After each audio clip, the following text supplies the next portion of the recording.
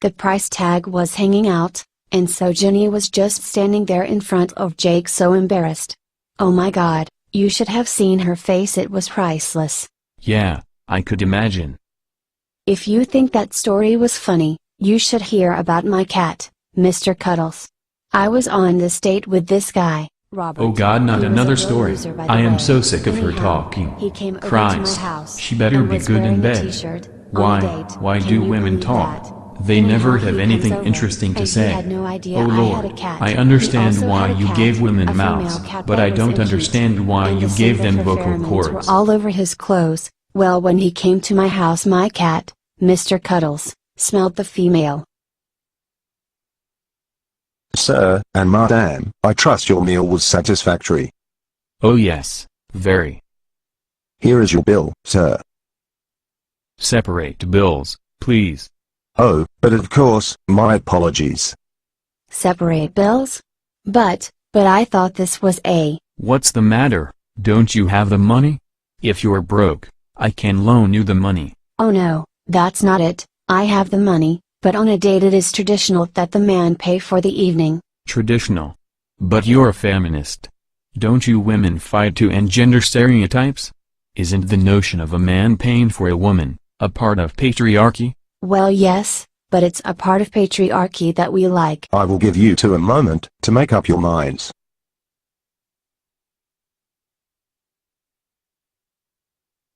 The only reason I decided to date you is because you said you were a feminist, so I just assumed that meant you pulled your own weight instead of parasitically leeching off a man. There is nothing parasitic about wanting a man to treat you like a lady. Well, there is nothing feminist about a woman that wants to be treated like a lady, which implies prescripted gender roles, or patriarchy as you feminists call it. I am a feminist because I believe in equality for women. That doesn't mean I don't want a real man that knows how to treat a lady. Men and women cannot be treated equally so long as one is treated different in any circumstance. It sounds to me like you just want to have your cake and eat it too. Well, I don't see the problem with a man paying for my movie tickets and buying me meals. After all, us women make 77 cents for every dollar that a man makes. You can afford it. Men on a national average make more money because they work more and choose better paying jobs. If you don't have money, it's because of your own choices. Maybe if you spent more time in computer science than in women's studies, you'd actually have a degree in something that pays the bills. Well, if us women didn't have to battle for equality, we wouldn't need gender studies. You males are so blind to your privileges. You may be right, so why don't you help me to see them? What are my male privileges? Your odds of being hired for a job, when competing against female applicants, are probably skewed in your favor. The more prestigious the job, the larger the odds are skewed. From an early age men will be instructed never to hit you, but you may not be given the same instructions. However, should you strike males, you can expect not to be hit back. You can be confident that your coworkers won't think you got your job because of your sex, even though that might be true. If you're not smart, but pretty, you can marry and achieve the social and financial level of your husband without ever working. If you are never promoted, it's not because of your sex. You can produce offspring.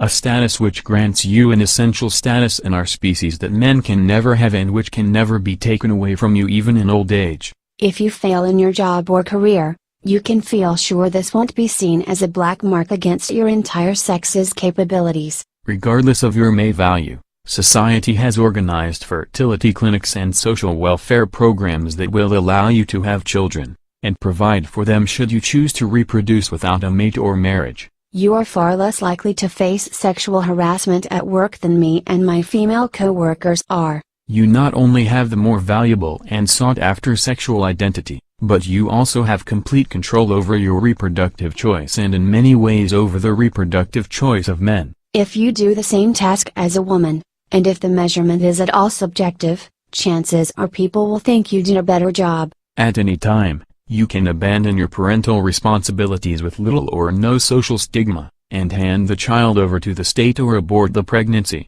A male could never relieve himself of this burden unless you allow him to. If you're a teen or adult, and if you can stay out of prison, your odds of being raped are relatively low. The same is true for women. You have between 1 in 20, or 1 in 100 chance of getting raped. Nowhere near 1 in 4. However, I will concede, my chances of getting raped are lower. You are granted all the rights of a democracy without any of the burdens of military service. On average, you are taught to fear walking alone after dark in average public spaces much less than your female counterparts are. I'm not giving you this one either.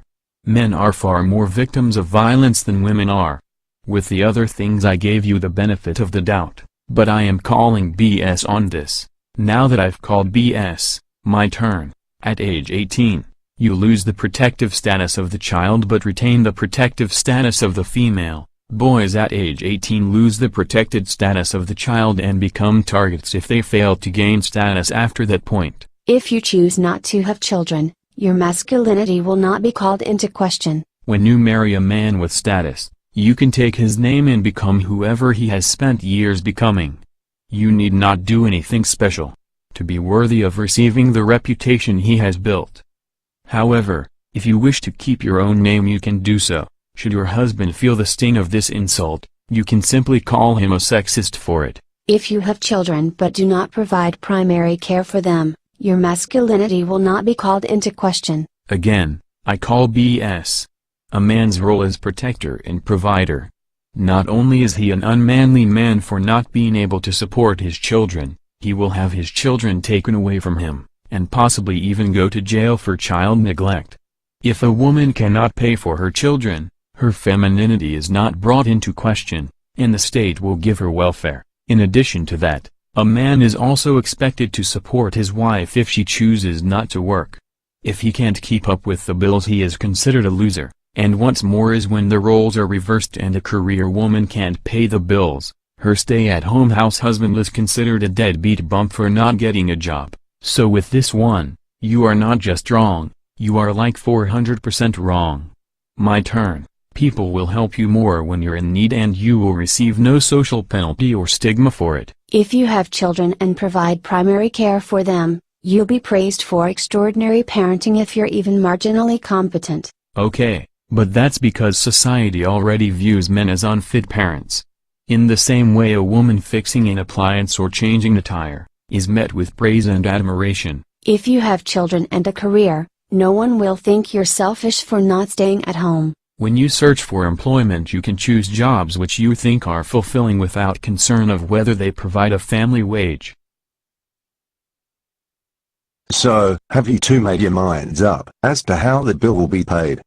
If you seek political office, your relationship with your children, or who you hire to take care of them, will probably not be scrutinized by the press. You can discriminate against the opposite sex ruthlessly without social penalty. You know what, I'll just make that bill out as separate checks.